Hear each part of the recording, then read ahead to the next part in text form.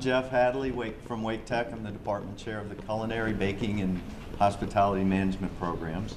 And you know, this really kind of has a side that's pretty dear to my heart, if you will. I lost my dad about 5.5 years ago to a heart attack. I have myself and 3 younger brothers. All of them are on blood pressure medication. Guess who's not? I'm exercising, I'm doing the right things, I hope. Not that they're not, it's just how it happens, but they know. That's the cool thing, so they're monitoring that. You know, one of the things I like to think about, you know, most people when they say, well, you teach cooking or you're culinary instructor is, oh, you do hollandaise sauce and all those good buttery sauces and cakes and all that stuff, all that good fat in it. Yeah, we do, but we also teach an element of nutrition. In our program, we actually require a nutrition class be taken. We teach My Plate in there. You saw the graphic earlier this morning about that. And it's one of the things that I always say, they you know, the stereotype of a chef is this big rotund guy cruising down and eating everything left and right. I eat a lot, let me tell you, but there's ways you get rid of that, and there's also ways you don't get it on you, and that's by moderation more than anything else, and that's one of the things that we try and teach our students. My Plate is a perfect example of that. I just want to show you, as part of the demo here, I'm doing the charred tomato and chicken tacos, and as a demonstration, you can see there's the protein, there's just part of the veg that I'm putting in this, the tomatoes. So you can see the balance is a little bit more than most people. You know, you think about going to Taco Bell, what are you getting there? Meat and cheese and then a bunch of lettuce just to make it look right. This has no cheese in it, which is going to cut down on that bad fat intake, if you will. This is nothing more than olive oil in here, very little bit of salt. I marinated these last night. If you've got the recipe, if you're looking at that, I'm going to make a few minor changes on it, mainly just to save time in the process. It'll all come out the same way. Copies of the recipe? There were, I think they were downstairs. Okay. But you know, one of the other things that I was asked to talk about also was, well, is this thing going to stay on or not? Was just how to eat on a budget, you know, and eat healthily on a budget. And one of the things that I like to do is buy, especially like fresh produce and stuff, buy that in season and freeze it. You can buy corn on the cob, you can buy peas and all that stuff. Blanch them, which what that does is it just, when you blanch something, you know, you're just cooking it for a very short time, putting a little bit more color into it, setting that color so it looks good. Of course, you want to make it look good when you're eating. And then you can freeze it. Some, like corn even, you don't really even need to freeze or to cook. You can put that either on the cob right in the freezer after you've shucked it, or take it off the cob and put it in bags. And another thing along that same line is when you're cooking other foods for a larger group, or if you've got a family get together or something, grains, whole grains, as we heard earlier, great nutritional source there. Eating healthy again, but make a little extra, save it, you're saving time for yourself. That freezes really well also. Finding it in the stores, look in the sale papers. I do it all the time. Harris Teeter's got the frozen vegetables, not the canned stuff, that you can buy 10 bags for $10 or something like that. They're going to stay good forever. Or, well, maybe not forever, but they'll stay good in the freezer for quite a long time. I hate I'm having to hang on to this thing like this because my flame keeps wanting to die out on me. But I'm going to go ahead and get started here. I'm just going to start with the chicken.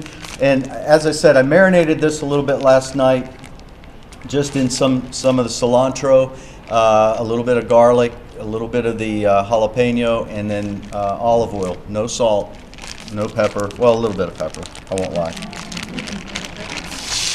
I did bring some salt, but I won't be using a whole lot of that, as you'll see in here.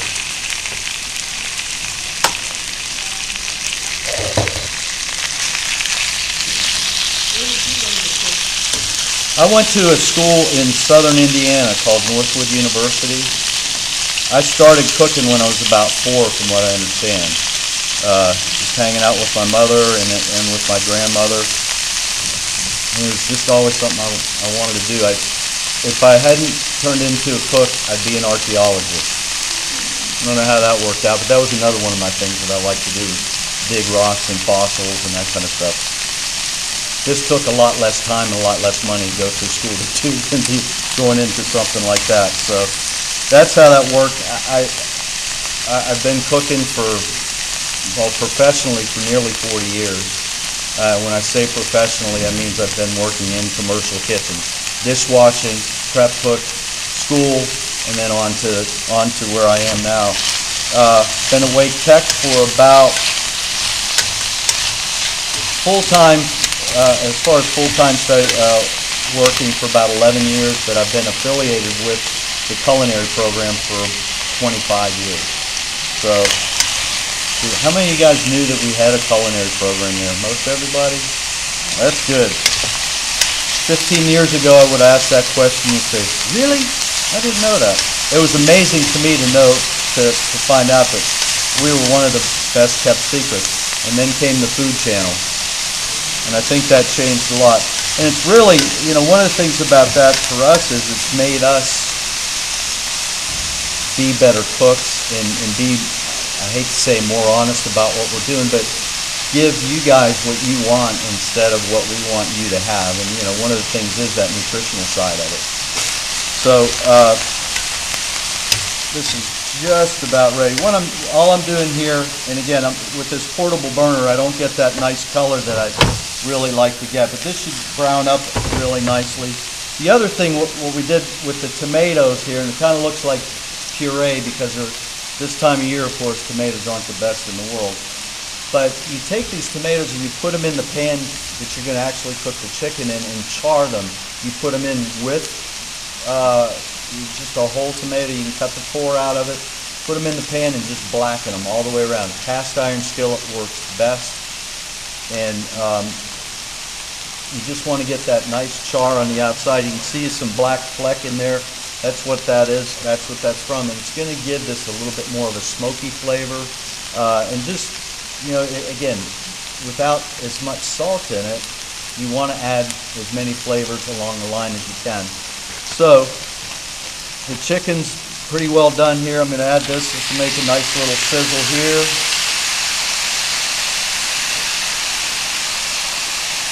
Try not to make a big deal out of it because we're not supposed to have food in here. Right, Tara? We got an audience standing outside there, so this may go bad quick. Who knows? So I just went ahead and put the tomato in there, and what I'm going to do here is that's going to allow, there's the liquid in the pan is going to sort of take off what we call the fond, or the bits and pieces that stick at the bottom of the pan, and kind of loosen that up. Again, put more flavor inside of it. Along with that, I'm going to put just some onion. It calls for just onion in the recipe. I'm using red onion just because it gives it a little bit more color. We do eat with our eyes. And just kind of stir that in. Scrape this stuff off the bottom. And, as I said, tacos traditionally have cheese in them. True tacos don't have Velveeta. They don't have cheddar. They've got fresh Mexican cheese, which is just made with whole milk and vinegar. And you think about all the processes some of these other cheeses go through. I don't even know why they call them cheese. American cheese, Velveeta cheese, you guys know what that's made of? Primarily oil. There's very little cheese in it. There's about 30% is cheese. That's why they can't call it cheese. It's cheese product. But that's another one of those things to me is just being a little bit more natural. Going to the farmer's market. You can get some really good deals at the farmer's market. but the great thing about it is you're seeing who's growing it. You know, I'm one of those people that kind of likes that idea instead of going to the grocery and just wondering where in Mexico this came from or where in South America this was flown in from. So that's one of those things. Going back to the farmer's market thing and saving a little money, did you know that if you go at the end of the day, the farmers are a little more willing to give you a deal? So, you know, they're saying there's something that's $5 at noon when everybody's hitting that thing. You go a little bit later in the day when they're getting ready to close, and you probably get it for $2, because they don't want to take all that stuff back to the farm. So just just a thought there. A couple other ideas that I had that as far as cooking on a budget. Lime juice, by the way, fresh squeezed lime juice, is using those leftovers. I said about cooking the rice and freezing it, but just I've read some things about keeping a list of all your leftovers in your fridge. How many of you guys think that's a good idea? I don't think so. I think it's too. You got to think about all that stuff. The easiest way to me is when you're done with it, put something, write it on the label and stick it on there. And then all you got to do, your list is in there when you open the door. You try and keep a list of everything in that fridge. It's a lot of extra work. Many of us are working a lot. I'm not home very much. My wife works a full-time job. So we just label everything that we have left over, and then we can go back and date it. So you're not using stuff that's 3 weeks old. Hopefully you're not doing that. But again, you're reusing and utilizing things and planning out your grocery list to help with that. If you're gonna if you want to have chicken one day, buy a whole chicken, take the breast, cook those, save the rest of the carcass, and you could actually use that to make these tacos today. With the thigh meat or anything else. It's just about utilizing what you have. We're such a throwaway society anymore. I like to keep things and reuse until there's nothing left. So just another one of those things there. I'm adding a little bit more cilantro. This is one of those herbs, people either love it or they hate it. Now, I don't know why that is. Many people that don't like it say it's got a very soapy taste to it. Anybody not like it here? Well, that's good. I'd like to see that.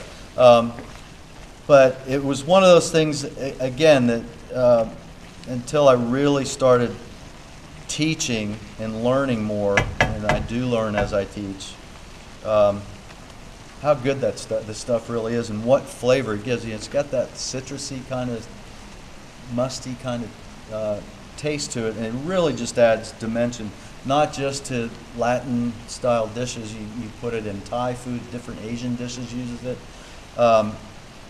It's just a really nice herb to have. So, of course, now that I let go, it's going to stay. Now it's going to stay on. Anyway, that's pretty much done there, and you can see it's kind of soupy, and I probably would like to let that cook down a little bit more, but just in the interest of time, I'm going to keep moving on here. Now, probably the worst thing in this meal is these corn tortilla shells, and the biggest reason is these are made with lard, and lard is full of saturated fat. It's terrible for you, as most people know, even though we love it when we're making chicken and things like that. I love to put lard in when I make sausages. It adds a little bit more fat to it too. But to avoid adding any more, traditionally at my house Saturday is taco night. So, we make these a lot. But growing up, it was ground beef, onions, cheese, tomatoes, and lettuce. And we cooked the tortilla shells in the fat from the beef, which is even worse when you do it. So, again, amending lifestyle and changing things to adapt to staying healthy here. A couple different ways you can do it. What I'm going to do today is I'm just going to cover the pan with these shells. And all you got to do is really just kind of melt them out, soften them up. Lard gets a little dried out and hard, and the shells will crumble on you. But if you just lay them on like this, the steam from the meat is going to warm them up. You're not adding any fat to them. Conversely, or in addition to that, the recipe says you could wrap them in a towel, damp towel, and put them in the microwave 30, 40 seconds, and they'll heat up that way. Another way to do them is you put them on if you've got the luxury of an indoor grill or even an outdoor grill, you can toast these on the outside, and it makes them just so they're pliable like they are now. They're starting to curl up on me, so I know see how they do that. They're ready to rock and roll. And that's really all there is to that. Instead of the cheese, as I had mentioned, I'm just going to use a little bit of sour cream on these. I'm just going to do the taco just like I normally would at home. Just put it in your hand this way. And at home, what I do here is use a napkin, put the shell in a napkin. It just saves on the mess more than anything, especially if you got little kids running around. A little bit in there. And I've got probably about 10 ounces of chicken, probably about, well, I started out with a pound of tomatoes, probably about 8 ounces of tomato cooked down now. But you're going to be able to get probably 8 or 10 tacos out of this little bit here. So you're going to see if you're being moderate about things. A couple of these tacos in a salad, a little bit of guacamole or some avocado, which is nice, and again, not so bad for you. A little bit of scallion on top. Of course, this isn't the prettiest picture in the world, but you're just going to fold them up like that, turn your head sideways, and go at it. That's the best way to do it there. So I'll plate a few of these guys up. If you guys want to come up and try some, you're welcome to. We're pretty much on time, I guess. But any questions? Any comments, thoughts? Do you need a taster? I do. I got plenty up here, you guys. I don't want to take this back to Wake Tech. Volunteer my services. Bring it on. I'm ready. You can bring mine back. Okay.